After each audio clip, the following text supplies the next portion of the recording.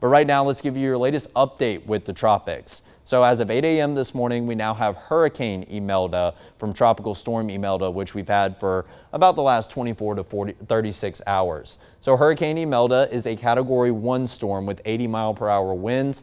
That pressure continues to go down a little bit more and a little bit more below that 1,000 millibar mark. It is forecasted to maintain that Category 1 strength, maybe just slightly intensify in terms of the wind speeds.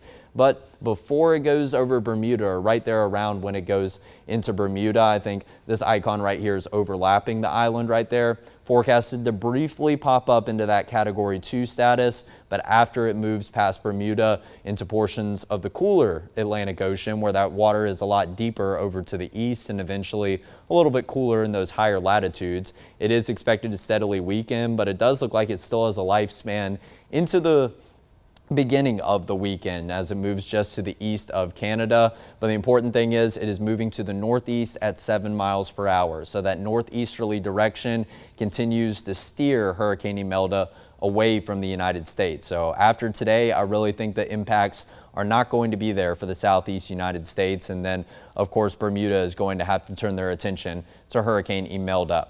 And Hurricane Humberto has drastically weakened since this time yesterday. This time yesterday, it was a Category 4 storm, an upper end Category 4 storm, which is good enough for major hurricane status. Well, Humberto has weakened all the way down into a Category 1. I believe Humberto and Imelda, as of this latest update, have the same sustained wind speeds of 80 miles per hour, pressure of 979 millibars. And right now it's moving to the north-northwest at 18 miles per hour. So it is moving more than double the speed of Imelda right now, but it is forecasted to start to turn up to the north throughout today and then eventually up into the north and the northeast as it does past Bermuda, which is really hard to see. It's beneath all this cloud cover right here. I probably should have brought that label up in the scene, but you can see that will continue to weaken. There's not too many timestamps. It does look like by early Thursday, Humberto is going to be non-existent. It's just going to be a disorganized cluster of moisture as it does continue to turn back up into the Atlantic Ocean and past north of Bermuda, but sending its fair share of some tropical rain and I imagine some gusty wind conditions to the island of Bermuda right now.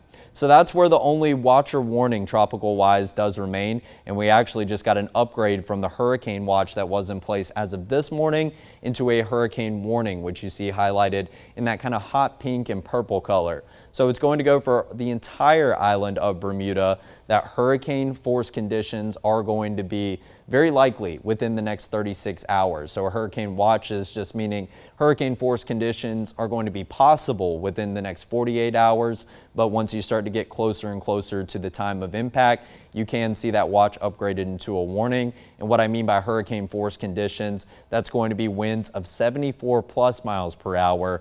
I do believe we'll see winds in excess of that speed as Hurricane Imelda is forecasted to be at least really close or right around Category 2 status as it does interact with Bermuda. So as of the latest update, we have crossed 2 named storms off with Humberto and Imelda.